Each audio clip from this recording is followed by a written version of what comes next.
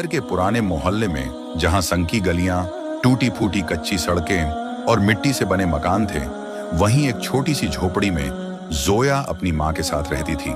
यह इलाका आम लोगों का था, जहां गरीबी की साया हर घर पर मंडराती थी, लेकिन लोगों के दिलों में फिर भी सब्र और शुक्र था। जोया की उम्र 19 साल थी। वह खूबसूरत, मासूम और मेहनती लड़की थी। उसकी बड़ी बड़ी काली आंखें ऐसी लगती थीं जैसे उनमें कई कहानियां छुपी हों।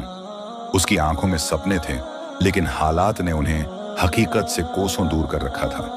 उसकी मां फातिमा बीबी मोहल्ले की औरतों के लिए कपड़े सिलती थी। वह दिन रात मेहनत करके अपने घर का गुजारा करती थी। जोया भी अपनी मां का हाथ बंटाती, घर के छोटे छोटे काम करती और जब भी उसे वक्त मिलता अपने अब्बू की पुरानी किताबों को पढ़ती। जोया, बेटी जरा पानी ला दे, बहुत प्यास लगी है, फातिमा बीबी ने कहा। जोया ने जल्दी से लोटे में पानी भरा और मां को दिया। उनकी आंखों में थकान थी, लेकिन जब भी जोया उन्हें देखती वे मुस्कुरा देती। अम्मी, आज बाजार जाना है, कुछ सामान लेना है। बेटी देखो, अगर थोड़ा सस्ते में मिल जाए तो खरीद लेना, पैसे संभाल कर खर्च करना। हम अमीरों की तरह नहीं जो हर दिन सोने चांदी से खेले, फातिमा बीबी ने मुस्कुराकर कहा। जोया भी मुस्कुरा दी, लेकिन दिल के किसी कोने में तंगहाली का दर्द था। शहर के दूसरे छोर पर एक शाही महल था। यह शहजादा आर्यन का महल था, जो अपनी शाही जिंदगी से बेजार था। उसकी उम्र 25 साल थी। वह लंबा, हैंडसम और दिलचस्प शख्स था, लेकिन उसके दिल में एक अजीब सी बेचैनी थी। महल में सब कुछ था, नौकर चाकर, सुनहरी दीवारें, हीरे जवाहरात, लेकिन आर्यन की रूह को कभी सुकून नहीं मिला। उसे इस नकली दुनिया से नफरत थी। उसे अमीर और गरीब में फर्क करना पसंद नहीं था। वह अक्सर अपने महल से बाहर निकलकर शहर की असली दुनिया को देखने चला जाता। आर्यन, तुम फिर से महल से बाहर जाने का सोच रहे हो? उसकी मां बेगम साहिबा ने कड़े लहजे में पूछा। अम्मी, मुझे इस सोने के पिंजरे में बंद नहीं रहना, आर्यन ने गुस्से से कहा। बेटा, तुम्हारी शान और शौकत ही तुम्हारी पहचान है। बाहर की दुनिया तुम्हारे लिए नहीं बनी। मगर अम्मी, क्या मेरी अपनी कोई मर्जी नहीं? क्या मैं अपनी जिंदगी अपने तरीके से नहीं जी सकता? बेगम साहिबा चुप हो गईं। उन्होंने अपने बेटे को देखा, जिसने अपनी आंखों में एक अजीब सा दर्द छुपा रखा था। उस शाम हल्की बारिश हो रही थी। बाजार में भीड़ थी। जोया अपनी मां के लिए आटा और दाल लेने आई थी। वह सामान लेकर वापस जाने लगी, तभी एक तेज रफ्तार घोड़ा उसके पास से गुजरा और उसकी टोकरी से सारा सामान गिर गया। अल्लाह, ये क्या कर दिया? जोया गुस्से से पलटी। सामने एक नौजवान लड़का खड़ा था, लंबा, गोरा, नीली आंखें और शाही अंदाज। उसने जोया को देखा और झुककर उसका सामान उठाने लगा। मुझे माफ कर दो, मैंने तुम्हें चोट नहीं पहुंचाने की कोशिश की थी, लड़के ने मुलायम आवाज में कहा। चोट तो नहीं लगी, लेकिन तुम्हारी वजह से मेरा सारा सामान गिर गया, जोया ने गुस्से में कहा। मैं उसकी भरपाई कर सकता हूं। नहीं चाहिए तुम्हारी मदद, मैं खुद उठा सकती हूं। जोया ने जल्दी से सामान उठाया और वहां से चली गई, लेकिन जाते जाते उसने एक बार पलट कर देखा। लड़का अब भी वहीं खड़ा था और मुस्कुरा रहा था। जोया घर आ गई, लेकिन उसका दिल बेचैन था। उसकी नजरों के सामने बार बार वही अजनबी लड़का आ रहा था। कौन था वो? उसने खुद से सवाल किया। दूसरी तरफ आर्यन भी पहली बार किसी लड़की से इस तरह डांट खाने के बाद भी मुस्कुरा रहा था। वह पहली बार किसी ऐसी लड़की से मिला था जो उसे शाही रुतबे से नहीं, बल्कि एक आम इंसान की तरह देख रही थी। अगले दिन जोया फिर बाजार गई। वहां उसे वही लड़का फिर से दिखाई दिया। क्या तुम फिर से मेरा रास्ता रोकने आए हो? जोया ने कहा। नहीं, मैं सिर्फ यह देखना चाहता था कि तुम ठीक हो या नहीं। मैं ठीक हूं, अब तुम जा सकते हो। लेकिन इस बार जोया के लहजे में उतनी नफरत नहीं थी। आर्यन ने धीरे से कहा, मेरा नाम आर्यन है, और तुम्हारा? जोया ने कुछ नहीं कहा, बस हल्की मुस्कान देकर चली गई। लेकिन आर्यन समझ गया कि यह पहली और आखिरी मुलाकात नहीं थी। आर्यन अब अक्सर बाजार जाने लगा और हर बार वह जोया को वहां देखता। धीरे धीरे जोया का दिल भी आर्यन की तरफ झुकने लगा, लेकिन जोया को अभी भी यह नहीं पता था कि वह एक शहजादा है। आर्यन और जोया की मुलाकातें अब आम हो चुकी थीं। वह हर रोज किसी न किसी बहाने बाजार जाता और जोया से मिलने की कोशिश करता। कभी वह सब्जी वाले से मोल भाव करती दिखती, तो कभी किसी गरीब बच्चे को कुछ खाने को देती। एक दिन जब वह एक गरीब औरत को खाना दे रही थी, तभी पीछे से एक जानी पहचानी आवाज आई। तुम हमेशा दूसरों के लिए इतना सोचती हो? जोया ने मुड़कर देखा।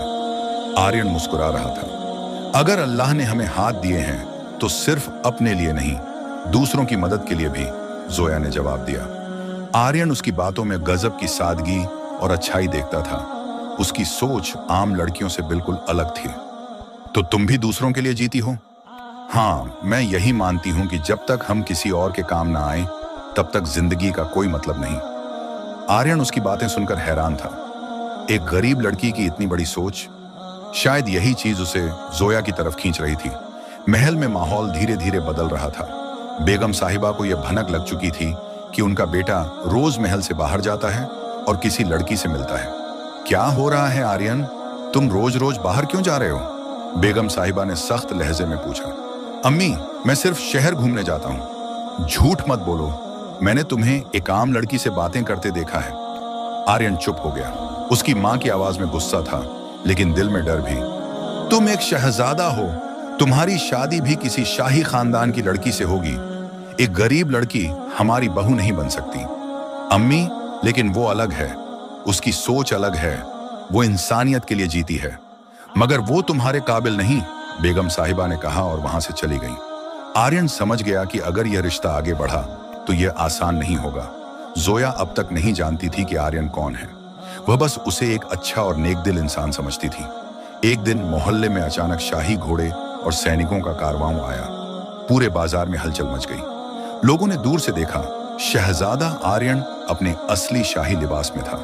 जोया की आंखें फैल गईं। उसे यकीन ही नहीं हुआ कि जिसे वह अपना दोस्त समझती थी वह एक शहजादा था। अल्लाह, क्या यह वही आर्यन है? आर्यन जोया के पास आया, लेकिन आज जोया की आंखों में वही मोहब्बत नहीं थी, बल्कि एक अजनबीपन था। तुमने मुझसे झूठ बोला? जोया ने गुस्से में कहा। नहीं, मैंने कभी झूठ नहीं कहा। मैंने बस तुम्हें अपनी पहचान नहीं बताई, आर्यन ने सफाई दी। लेकिन क्यों? तुम्हें क्या लगा कि एक गरीब लड़की इस सच्चाई को नहीं समझ पाएगी? आर्यन ने उसकी आंखों में दर्द देखा। जोया, मैंने तुमसे छुपाया नहीं, मैंने बस सही वक्त का इंतजार किया। लेकिन अब बहुत देर हो चुकी है शहजादे। जोया वहां से चली गई, लेकिन उसके दिल में अजीब सा दर्द था। जोया अब आर्यन से मिलने से बचने लगी। वह जानती थी कि एक गरीब लड़की और एक शहजादे की मोहब्बत नामुमकिन थी, लेकिन आर्यन इतनी आसानी से हार मानने वालों में से नहीं था। उसने जोया से मिलने की बहुत कोशिश की, लेकिन हर बार जोया उसे नजरअंदाज कर देती। जोया, मुझसे बात करो। एक दिन आर्यन ने उसे रास्ते में रोककर कहा। अब बात करने को बचा ही क्या है? जोया, मुझे तुमसे कोई फर्क नहीं पड़ता कि तुम गरीब हो या अमीर। मेरे लिए तुम सिर्फ जोया हो, मगर तुम्हारी दुनिया तुम्हें मेरे साथ कभी नहीं रहने देगी आर्यन। यह हकीकत है और इसे तुम बदल नहीं सकते। आर्यन पहली बार खुद को लाचार महसूस कर रहा था। आर्यन की मां ने अब अपनी सख्ती बढ़ा दी थी। उन्होंने फैसला कर लिया कि आर्यन की शादी जल्द से जल्द किसी शाही खानदान की लड़की से कर दी जाएगी। शहजादा, तुम्हारी शादी बेगम सलमा की बेटी से तय हो चुकी है। आर्यन के पैरों तले जमीन खिसक गई। मैं यह शादी नहीं करूंगा। अगर तुमने हमारी बात नहीं मानी तो तुम्हारी हुकूमत छीन ली जाएगी। आर्यन अब मुश्किल में फंस चुका था। या तो वह अपने प्यार के लिए लड़ता या अपनी हुकूमत को बचाता। जोया को जब यह खबर मिली कि आर्यन की शादी तय हो गई है तो वह अंदर से टूट गई। मुझे पता था कि यही होगा। जोया ने फैसला किया कि अब उसे अपनी जिंदगी की हकीकत को मान लेना चाहिए। उसने मोहल्ला छोड़ने का फैसला किया। अम्मी, हमें शहर से चले जाना चाहिए। यहां अब हमारे लिए कुछ नहीं बचा। फातिमा बीबी ने अपनी बेटी की आंखों में दर्द देखा। बेटी, ये मोहब्बत आसान नहीं थी, लेकिन क्या तुम इसे इतनी आसानी से छोड़ सकती हो? अम्मी, अगर मैं रुकी तो मेरा दिल और टूट जाएगा। जोया ने अपना सामान बांध लिया और उसी रात शहर छोड़ दिया। जोया के जाने के बाद आर्यन की दुनिया वीरान हो गई थी। उसने जब सुना कि जोया अब इस शहर में नहीं है तो उसके दिल में अजीब सा सूनापन छा गया। महल में हर कोई उसकी शादी की तैयारियों में व्यस्त था, लेकिन आर्यन के लिए यह सब बेमानी था। एक दिन उसके सबसे खास दोस्त हसन ने उससे पूछा, शहजादे, आप इतने खामोश क्यों हो गए हैं? क्या आपने सच में इस शादी को कबूल कर लिया? आर्यन ने हल्की मुस्कान के साथ जवाब दिया, हसन, जिस इंसान से मैं मोहब्बत करता हूं वह अब इस शहर में नहीं है और मैं ये शादी नहीं करना चाहता, लेकिन मुझे मजबूर किया जा रहा है। तो फिर आप चुप क्यों बैठे हो? अगर आपका दिल कहता है कि यह गलत है तो आपको इसके खिलाफ खड़ा होना चाहिए। हसन की बातों ने आर्यन को झकझोर दिया। उसे लगा कि वह अपनी मोहब्बत को इतनी आसानी से छोड़ने की गलती कर रहा है। जोया और उसकी माँ अब एक दूसरे शहर में आ चुके थे। यहाँ पर उनकी कोई पहचान नहीं थी, लेकिन उन्होंने एक छोटी सी झोपड़ी लेकर नई जिंदगी शुरू करने की कोशिश की। जोया अब भी दिन भर अपनी माँ के साथ कपड़े सिलने में मदद करती और रात को अपनी पुरानी यादों में खो जाती। अम्मी, क्या मोहब्बत हमेशा हार जाती है? जोया ने उदास लहजे में पूछा। बेटी, मोहब्बत हारती नहीं, बस इसे हासिल करने की हिम्मत हर किसी में नहीं होती, फातिमा बीबी ने प्यार से कहा। जोया मुस्कुराने की कोशिश करती, लेकिन उसके दिल में आर्यन की यादें अब भी जिंदा थीं। महल में शाही मेहमानों की चहल पहल थी। बेगम साहिबा ने हर जगह शादी की तैयारियां कर रखी थी, लेकिन ऐन निकाह के दिन आर्यन ने एक बड़ा फैसला ले लिया। जब काजी ने पूछा, शहजादा आर्यन, क्या आप इस निकाह को कबूल करते हैं? आर्यन ने एक पल के लिए सबको देखा और फिर ऊंची आवाज में कहा, नहीं, मैं यह निकाह कबूल नहीं करता। पूरा महल सन्नाटे में डूब गया। बेगम साहिबा का चेहरा गुस्से से लाल हो गया। तुम्हें अंदाजा भी है कि तुम क्या कर रहे हो? बेगम साहिबा ने गुस्से से कहा। हाँ अम्मी, मैं वही कर रहा हूं जो मेरे दिल को सही लगता है। मैं किसी और से शादी नहीं कर सकता, क्योंकि मेरी मोहब्बत सिर्फ जोया है।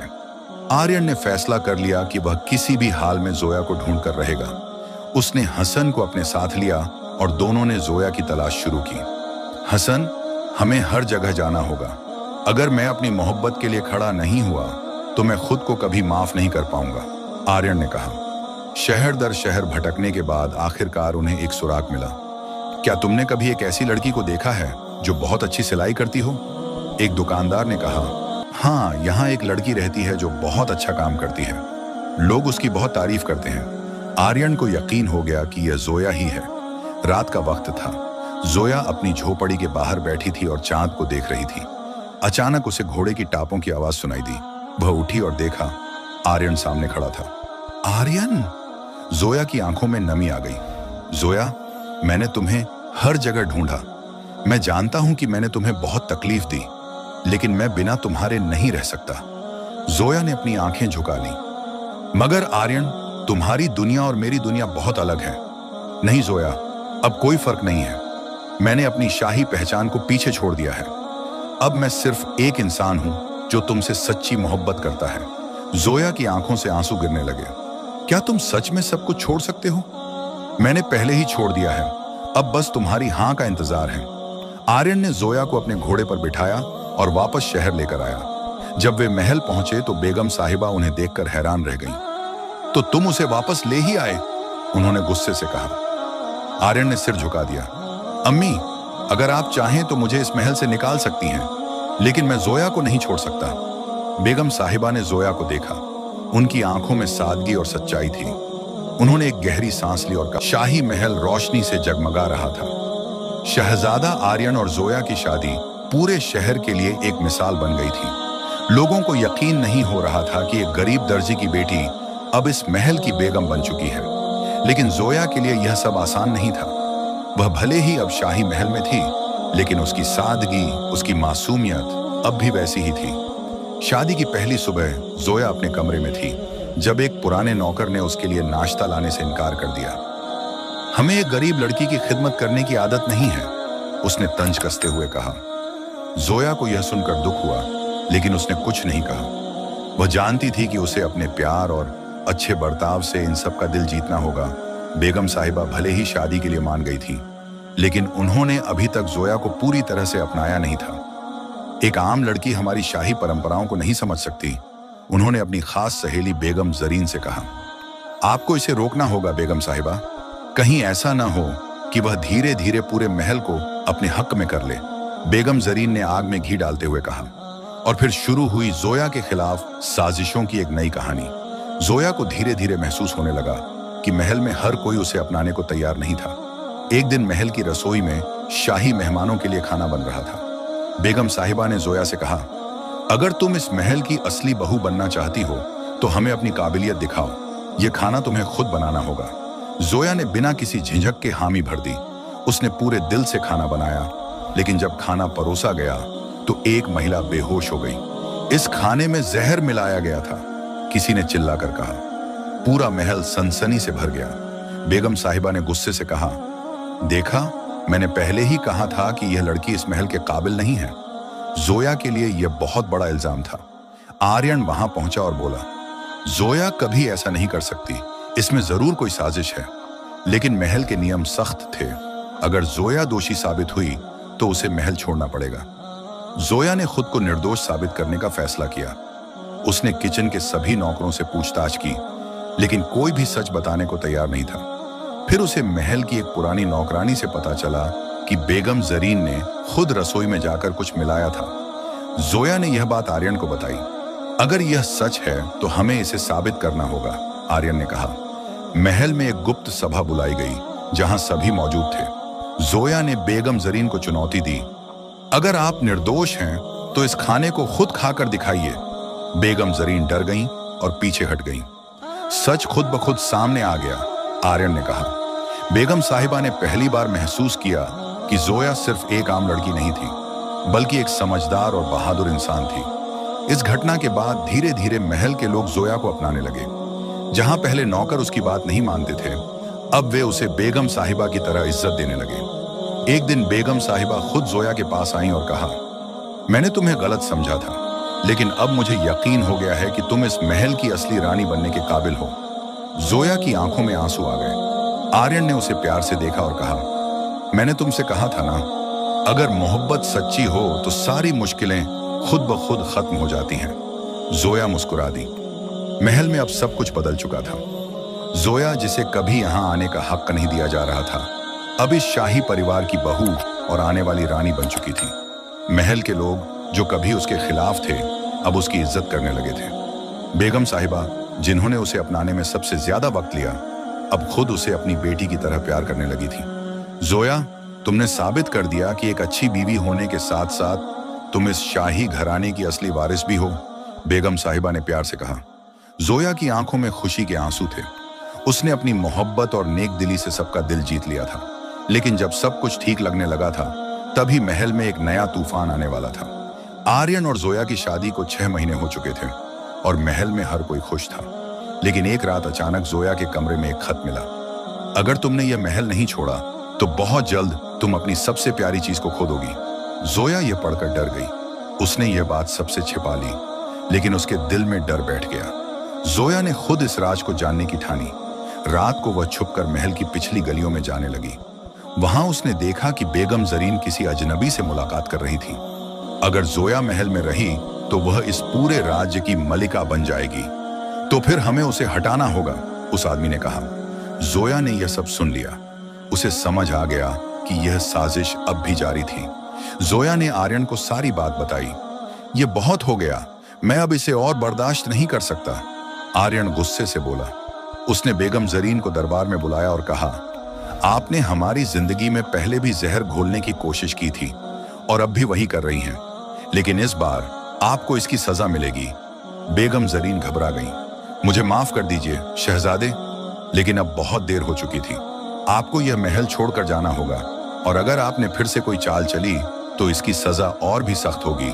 के बाद आर्यन और जोया को कोई नहीं रोक पाया। उन्होंने पूरे राज्य के लिए नई नीतियां बनाई, गरीबों की मदद की और एक नया इतिहास लिखा। कुछ साल बाद जोया और आर्यन के घर एक प्यारी सी बेटी का जन्म हुआ। महल में खुशियों की लहर दौड़ गई। हमारी नन्ही शहजादी हमारी मोहब्बत की सबसे खूबसूरत निशानी है, आर्यन ने जोया से कहा। जोया ने अपनी बेटी को गोद में लिया और सोचा, कभी मैं एक गरीब लड़की थी जिसे इस महल में आने का हक नहीं था, लेकिन आज मेरी बेटी इस महल की वारिस है। शायद किस्मत की तहरीर को कोई मिटा नहीं सकता। जोया ने अपने प्यार और सब्र से यह साबित कर दिया कि इंसान की पहचान उसके दिल से होती है, न कि उसकी हैसियत से। आज वह सिर्फ एक गरीब लड़की नहीं थी, बल्कि इस राज्य की सबसे ताकतवर और सबसे प्यारी मलिका थी।